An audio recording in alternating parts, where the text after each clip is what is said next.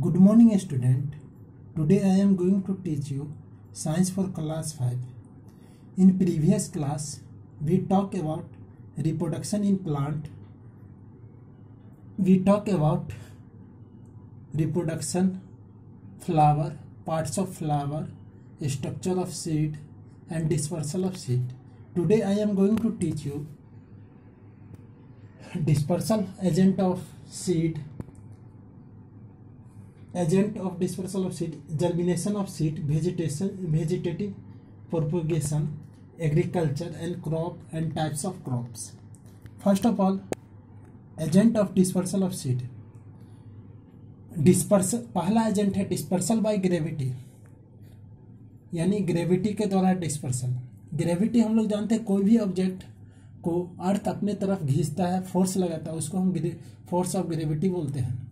Some fruits that have a hard cover, कुछ fruit जिसका hard cover होता है, falls on the ground due to gravity, ground पे गिरता है ग्रेविटी के कारण, फोर्स ऑफ ग्रेविटी के कारण, एंड रोल्स डाउन स्लोप, और स्लोप यानी ढलान में लुढ़कते हुए कहीं दूर चला जाता है पौधे से।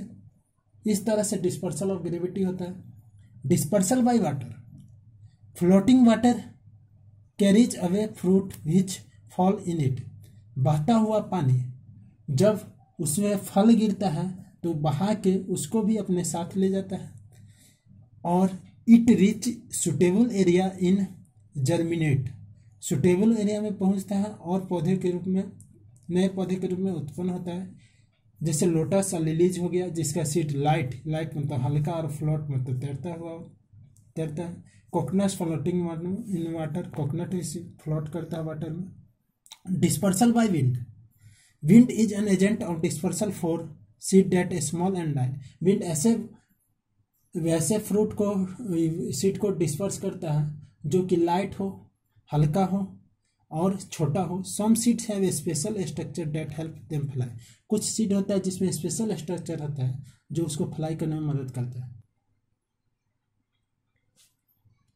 Strong winds carry them over wide area, ठीक है। स्ट्रॉन्ग विंड जब आता है तब वो अपने साथ सीड को वाइड एरिया में ले जाता है, एक अलग एरिया में ले जाता है।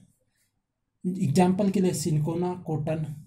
डिस्पर्सल बाय एनिमल, अब एनिमल के द्वारा कैसे डिस्पर्सल होता है उसके बारे में जानेंगे। Birds, animals and insect also help in seed dispersion, birds, animal, insect ये भी डिस्पर्सन में मदद करता है। सीड्स और fruits special structure such that stick the fur, seeds and fruit में स्पेशल स्ट्रक्चर होता है जो जिसके कारण वह एनिमल के शरीर में, फर में चपक जाता है। फीदर ऑफ बर्ड्स, ये पक्षियों के पंख में। देन दे डिस्पर्स, और जब वही पक्षी या जानवर वहाँ से दूसरे जगह में जाता है तो उसके साथ सीड्स भी चला जाता है, इस तरह से डिस्पर्स होता है। Monkey and squirrel fruit like mangoes and Goa and discard the seed, monkeys, squirrel बोला, मंकी और स्क्वायरल भी जब फ्रूट खा के डिस्कार्ड करता है, त्याग करता है, उससे भी डिस्पर्स होता है। The seed falls on the ground, seed ground में गिरता है, and grow into new plant, और न्यू प्लांट में परिवर्तित होता है। डिस्पर्सल बाय एक्सप्लोजन, बोला डिस्पर्सल बाय एक्सप्लोजन, एक्सप्लोजन के कारण भी डिस्पर्स होता है। When the fruit of some plants dry, the fruit was burst open and the seeds flung around the soil, जब उसका वाल ब्रस्ट होता है यानी फट जाता है तो उससे सीड निकल के जमीन में गिरता है। Plant like peach and ladies finger, जैसे कि प्लांट हो गया pea and lady finger, spread their seed by explosion, अपने सीड को स्प्रेड एक्सप्लोजन के द्वारा रोको। इस तरह से हम सीड डिस्पर्सल का एजेंट देख लिया। अब जर्मिनेशन ऑफ सीड देखेंगे। When the condition of the soil, air, water and sunshine right, जब सॉइल, एयर, वाटर और सनशाइन पर्याप्त मात्रा में सीड को मिलता है, कंडीशन सही होता है, the seeds developing into new plant, seed new plant पे डेवलप कर जाता है। This process is called germination, इसी प्रोसेस को हम लोग जर्मिनेशन बोलते हैं। Vegetative propagation, some new plants grow out the plants of old plant, कुछ न्यू प्लांट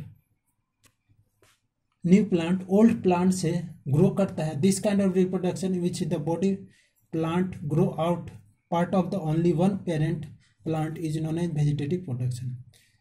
द मतलब the body plant grow out of the parts of only one parent plant, यानी अपने पेरेंट प्लांट के part से वह grown करता है, बढ़ता है, नॉन एज वेजिटेटिव प्रोपेगेशन। इसको हम वेजिटेटिव प्रोपेगेशन बोलेंगे। फ्रॉम रूट, पहला रूट हो गया, पहला पार्ट हम लोग रूट लेते हैं। Some plant grow out of their roots. The carrot that we eat as a vegetable is the root of the carrot plant. If the बोला है the carrot that we eat, जो हम लोग carrot खाते हैं वह वेजिटेबल है। Is the root of the carrot, यह कैरट का रूट होता है। If the top of the carrot is slice off, जब उसके टॉप को काट देते हैं हम लोग। And planted in the ground, जब उसको ग्राउंड में प्लांटेड किया जाता है, बोया जाता है। ग्रोन फ्रॉम द रूट, उससे रूट निकल, उससे एक नया रूट बन जाता है और नया पौधा के रूप में उत्पन्न होता है। फ्रॉम स्टीम, इस तरह से हम लोग को रूट द्वारा प्लांट का उत्पन्न होता है, प्लांट उत्पन्न होता है। अब हम फ्रॉम स्टीम के द्वारा कैसे होता है इसके बारे में जानेंगे। The onion, ginger and potatoes that we eat are all modified steam. When we steam cut, these plant are planted in the ground. New plant takes root grow. बोला है ओनियन जिंजर, इसका एग्जाम्पल है onion है, ginger है, potato है। It modify steam, modify steam होता है रूपांतरण, स्टीम का रूपांतरण। मैन स्टीम कटिंग, जब स्टीम को काटते हैं और प्लांट में इसको बोया जाता है ग्राउंड में। A new plant takes root the ground, यह न्यू प्लांट के रूप में ग्रोन करता है। फ्रॉम लीव्स, कुछ प्लांट लीव के द्वारा रिप्रोड्यूस करता है। Some plants grow out their leaves के द्वारा बढ़ता है। Leaves of bryophyllum plant drop into the ground, जब ब्रायोफिल्म का लीफ प्लांट ये ग्राउंड में गिरता है, वह ground and take the root to become a new plant, वह रूट के रूप में रूपांतरित हो जाता है और एक न्यू प्लांट के रूप में उत्पन्न होता है। फ्रॉम स्पोर्स, स्पोर्स को द्वारा some non flowering plants like ferns, moss, fungi, जैसे कि मॉस हो गया, फंगी हो गया, grow out the spores, spores के थ्रू ग्रो आउट करता है, बढ़ता है, उत्पन्न होता है। Spores are much smaller than the seeds, can not be seen in naked eye. Spores इतना छोटे छिद्र होता है जिसको हम लोग देख नहीं सकते हैं नेकेड आई से, मतलब खुली आंखों से। Spores grow under the leaves non flowering plant, यह नॉन फ्लावरिंग प्लांट के लीव से उत्पन्न होता है। आज के लिए बस इतना ही। अब हम लोग नेक्स्ट क्लास में इसके अगले वाला पार्ट देखेंगे। आप लोगों को करना है इसको अच्छे से पढ़ लेना है चैप्टर को और याद कर लेना है। Thank you.